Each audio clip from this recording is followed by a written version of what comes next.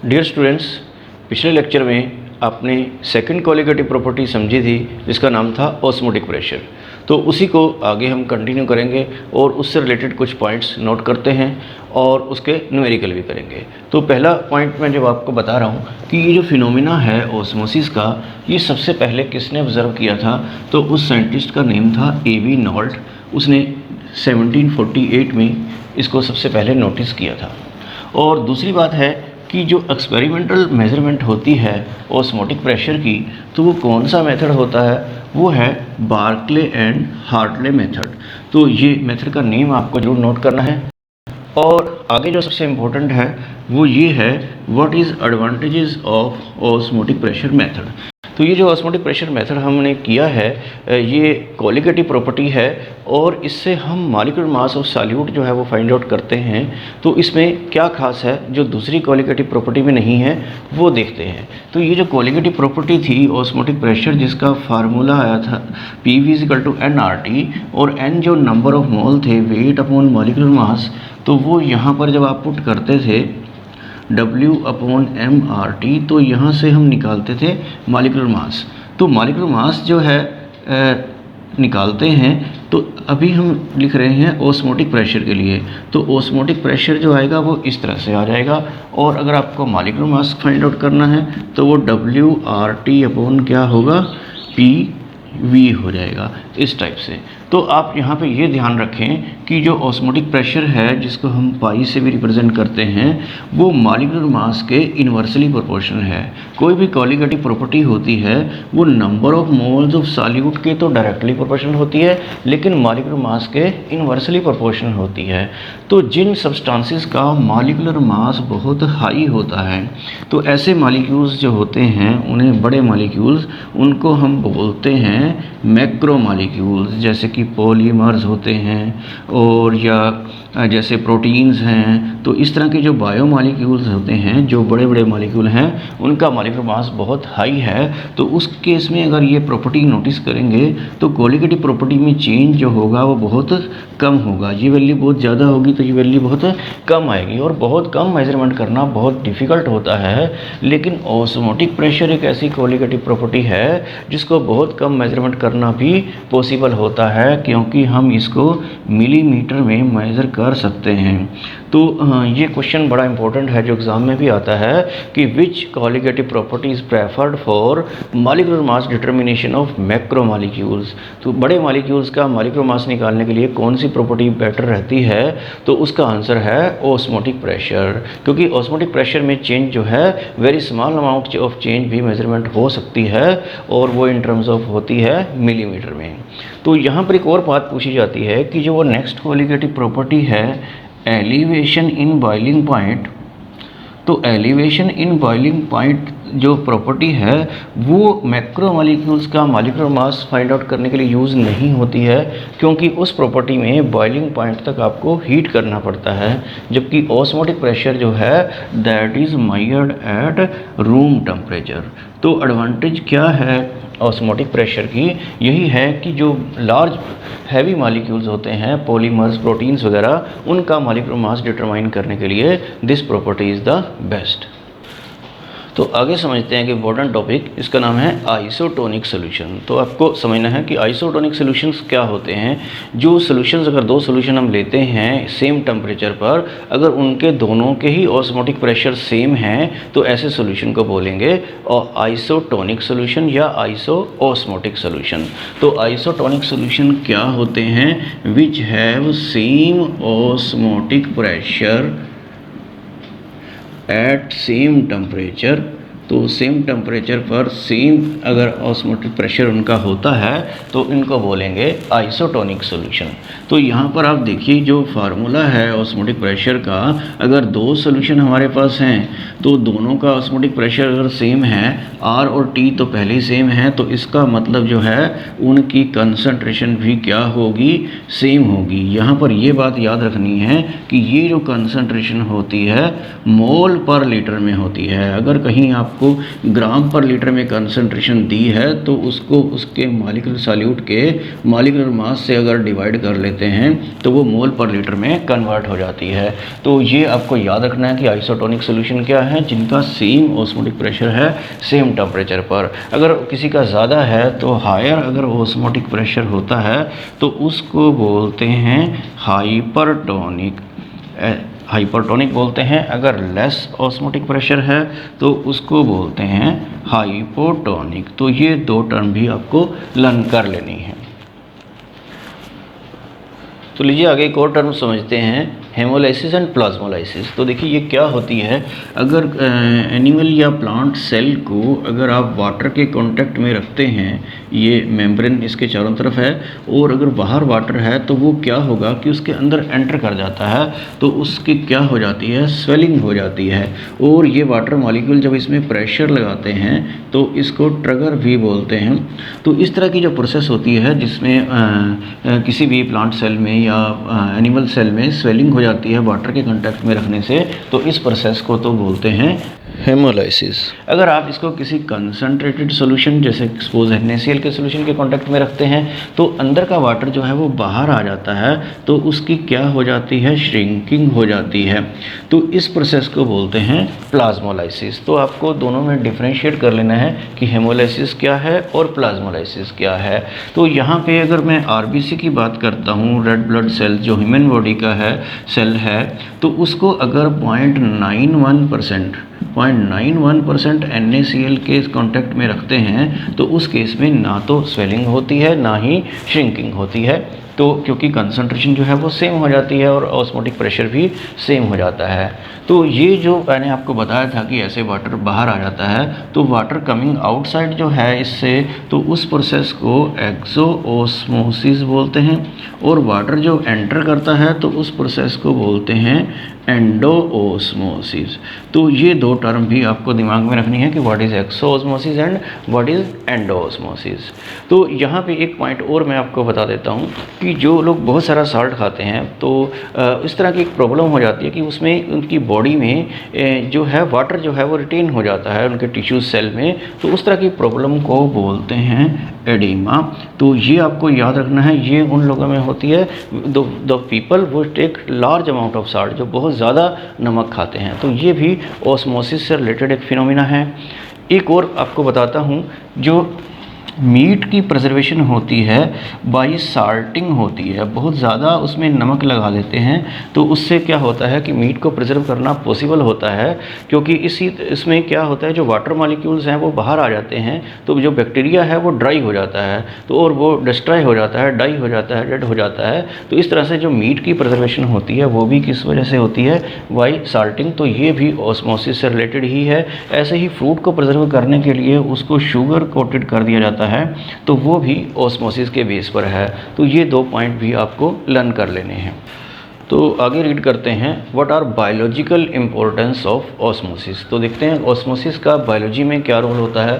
तो प्लांट्स जो होते हैं एब्जॉर्ब वाटर फ्रॉम सॉइल, जो रूट्स के थ्रू वो वाटर ऑब्जॉर्व करते हैं, तो वो सब किसकी वजह से है, ऑस्मोसिस की वजह से।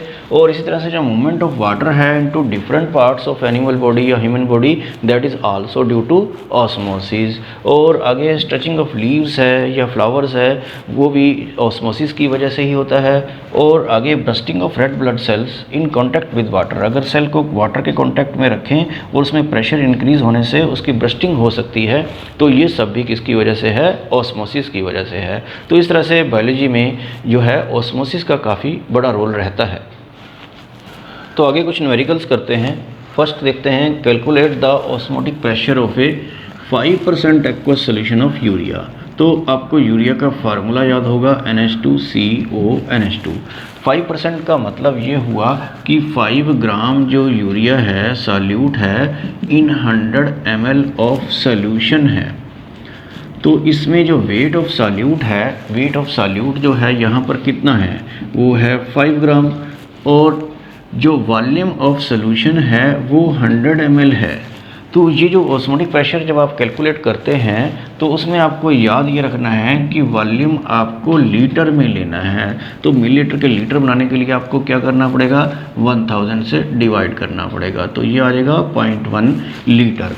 तो इस तरह से आपके पास जो फार्मूला है ऑस्मोटिक प्रेशर निकालने का वो क्या था, P = WRT अपॉन mv। तो ये वेट ऑफ सॉल्यूट, ये R की वैल्यू, और T टेम्परेचर लेना है आपको। टेम्परेचर इसमें क्वेश्चन में दिया हुआ था एट 273 केल्विन। तो इस टाइप से इसमें अगर आप ऑस्मोटिक प्रेशर आप निकालते हैं तो वेट जो है वो कितना है 5 ग्राम, और R की वैल्यू जो होती है 0.0821 लीटर एटमॉस्फेयर पर डिग्री पर मोल, और ये टेम्परेचर जितना दिया होगा आप उससे मल्टीप्लाई कर लेंगे। और मॉलिक्यूलर मास जो यूरिया का है वो होता है 60, और वॉल्यूम जो है ये 0.1 है। तो इस तरह से आप इसको कैलकुलेट करेंगे तो ये एटमॉस्फेयर में आपका आंसर जो है वो आ जाएगा। तो नेक्स्ट क्वेश्चन देखते हैं कि 5% solution of cane sugar is isotonic with 0.88% solution of urea, find the molecular mass of urea.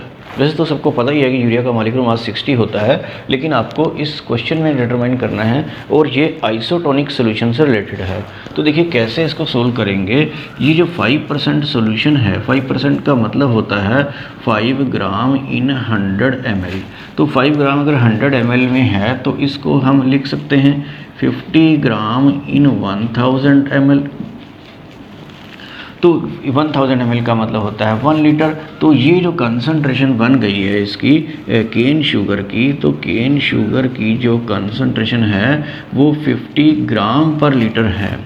तो क्योंकि जो आइसोटोनिक सॉल्यूशन होते हैं उनकी मोलर कंसंट्रेशन सेम होती है, मतलब कंसंट्रेशन जो है वो मोल पर लीटर में होनी चाहिए। तो इसको मोल पर लीटर में कन्वर्ट करने के लिए आपको इसके मॉलिक्यूलर मास से डिवाइड करना पड़ेगा। अब केन शुगर जो है, सुक्रोज जो है, उसका फार्मूला आपको याद होगा C12H22O11, और उसका मॉलिक्यूलर मास होता है 342। तो जब हम इससे डिवाइड कर देते हैं तो ये कंसंट्रेशन आ जाती है मोल पर लीटर में। तो इसी तरह से देखते हैं यूरिया का केस। यूरिया का क्या है 0.88% है, तो इसका मतलब 0.88 ग्राम जो है परसेंट का मतलब कितने में हुआ 100 ml में। अगर 100 ml में इतना है तो 1000 में कितना होगा, 1000 में इसको 10 से मल्टीप्लाई हो जाएगा, 8.8 ग्राम इन 1000 ml हो जाएगा, मतलब 8.8 ग्राम पर लीटर हो जाएगा। तो ये जो पर लीटर में कंसंट्रेशन है इसका हमें अगर मॉलिक्यूलर मास से डिवाइड करते हैं तो वो मोल पर लीटर में आ जाएगी। तो वो मॉलिक्यूलर मास हमें इस क्वेश्चन में फाइंड आउट करना है। तो इसकी जो मोल पर लीटर में कंसंट्रेशन होगी वो इसके मॉलिक्यूलर मास सपोज m है, इससे डिवाइड कर देते हैं। और जो केन शुगर की जो मोलर कंसंट्रेशन थी वो इतनी थी, वो कंसंट्रेशन 50/342 है। तो क्योंकि सॉल्यूशन कैसे हैं, आइसोटोनिक हैं, तो इसलिए दोनों की मोलर कंसंट्रेशन वो क्या होगी, सेम होगी, इक्वल होगी। तो यहाँ से हम मॉलिक्यूलर मास ऑफ यूरिया जो हमने m सपोज कर लिया था वो आप यहाँ से m कैलकुलेट कर लेना इसको क्रॉस मल्टीप्लाई करके, और वो अप्रोक्सीमेटली आ जाएगा 60। तो इस तरह से आइसोटोनिक सॉल्यूशंस के इस तरह के न्यूमेरिकल पेपर में काफ़ी आते हैं। तो इसमें आपको याद ये रखना है कि कंसंट्रेशन जो लेनी है वो मोल पर लीटर में ही लेनी है, तभी हम आप उसको इक्वल कर पाएंगे। नेक्स्ट न्यूमेरिकल देखते हैं। Calculate the osmotic pressure of a solution by mixing 100 ml of 3.4% solution of urea and 100 ml of 1.6% solution of cane sugar at 293 kelvin. तो इस क्वेश्चन में आपको देखना है कि दो सॉल्यूशन को मिक्स किया गया है, 100 ml एक और 100 ml दूसरा। तो जो पहला सॉल्यूट है यूरिया जो 100 ml में डिज़ोल्व किया गया था, जब उसको दूसरे के 100 ml में डिज़ोल्व करेंगे तो टोटल वॉल्यूम हो जाएगा 200 ml उस सॉल्यूट के लिए। इसी तरह से जब दूसरा सॉल्यूट आप लेते हैं केन शुगर, तो वो भी 100 ml है, लेकिन उसमें पहले वाला सॉल्यूशन मिक्स कर देते हैं तो टोटल सॉल्यूशन वो भी हो जाता है 200। तो आपको याद ये रखना है कि इस केस में जो वॉल्यूम होगा वो 100/+100 जो है वो कितना होगा, 200 ml होगा दोनों केसेस में। और अगर आप उसको लीटर में लेते हैं 1000 से डिवाइड करके तो वो 0.2 लीटर में आएगा। तो इस तरह से हम पहले वाला ऑस्मोटिक प्रेशर निकाल लेते हैं, फिर दूसरे वाला निकाल लेंगे दूसरे सॉल्यूट का, फिर उनका सम कर लेंगे। तो पहले यूरिया का कैलकुलेट करते हैं, 3.4% है, तो वॉल्यूम जो है दोनों केसेस में आपको 200 ही लेना है। तो ऑस्मोटिक प्रेशर के लिए फार्मूला क्या होता है, WRT/mv। तो वेट ऑफ सॉल्यूट ये 3.4 ग्राम है, तो ये 3.4 ले लिया आपने। और R की वैल्यू क्या है, 0.0821, और टेम्परेचर आपको दिया है 293। और मॉलिक्यूलर मास जो है यूरिया का क्या होता है, 60, और वॉल्यूम आपको लेना है 0.2 लीटर। तो इस तरह से जब आप ऑस्मोटिक प्रेशर पहले केस में निकालेंगे यूरिया के केस में, तो वो कैलकुलेट करके आपके पास आ जाएगा 6.81 एटमॉस्फेयर। तो इस फार्मूले में जो प्रेशर आता है वो एटमॉस्फेयर में ही आता है। तो अब हम करते हैं सेकंड केस। सेकंड केस में भी फार्मूला यही रहेगा, mv WRT/mv। तो ये वेट ऑफ सॉल्यूट जो है सेकंड केस में कितना है, वो है 1.6 इन 100, 1.6% दे रखा है, तो मतलब 1.6 ग्राम हुआ 100 में, और 100 वो है मिक्स होकर, वॉल्यूम जो है पहले 200 ही लेना है, और R की वैल्यू 0.0821 होगी, और टेम्परेचर 293 है। मॉलिक्यूलर मास जो है केन शुगर का कितना होता है, अभी बताया था, वो है 342, और यहाँ पर कितना है, वॉल्यूम कितना है 0.2। तो ये पहले की तरह आपने इसको भी कैलकुलेट कर लेना है। जब इसको आप कैलकुलेट करोगे तो ये आ जाएगा 0.56, तो ये भी किस में होगा, एटमॉस्फेयर में। और आपको कैलकुलेट क्या करना है कि टोटल जो आपको निकालना है ऑस्मोटिक प्रेशर निकालना है पूरे सॉल्यूशन का। तो टोटल जो ऑस्मोटिक प्रेशर होगा वो कितना होगा, इन दोनों को आप क्या कर लेंगे, सम कर लेंगे। तो वो सम करके आप कैलकुलेट कर लेना, 7.37 इतना एटमॉस्फेयर जो है वो आ जाएगा। तो इस तरह के क्वेश्चंस को आपको एक तरह से दो क्वेश्चन छोटे छोटे हो जाते हैं, और आपको वो उनको बाद में ऐड कर देना है। यहाँ पर एक बात और याद रखनी है आपको, अगर बाई चांस किसी केस में आपको कोई प्रेशर दिया है, एटमॉस्फेयर वेपर प्रेशर दिया है किसी केस में, सपोज आपको 5 मिलीमीटर दे रखा है, तो मिलीमीटर को आपको एटमॉस्फेयर में कन्वर्ट करने के लिए क्या करना पड़ता है, 760 से डिवाइड करना पड़ता है। ऐसा इस क्वेश्चन में नहीं है, लेकिन किसी किसी न्यूमेरिकल में प्रेशर अगर याद रखना है कि अगर मिलीमीटर में दिया हो तो आपको उसको 760 से डिवाइड करके एटमॉस्फेयर में ज़रूर कन्वर्ट करना है। तो इस तरह के आपको और भी न्यूमेरिकल ट्राई कर लेने हैं।